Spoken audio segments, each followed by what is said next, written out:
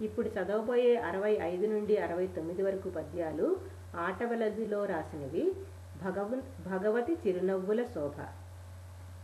శివుని చూచి గౌరి చిరునవ్వు నవ్వింది, శివుని మనసు పరవశించనంత.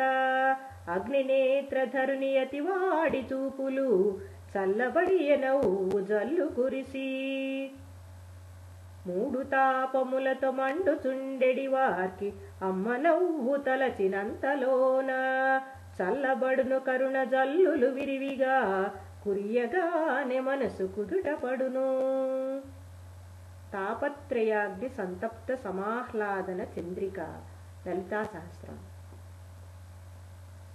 వేడి తగ్గగానే వెలుగులు వెలుగొందు, స్వాంతరంగమందు శాంతి కలుగు.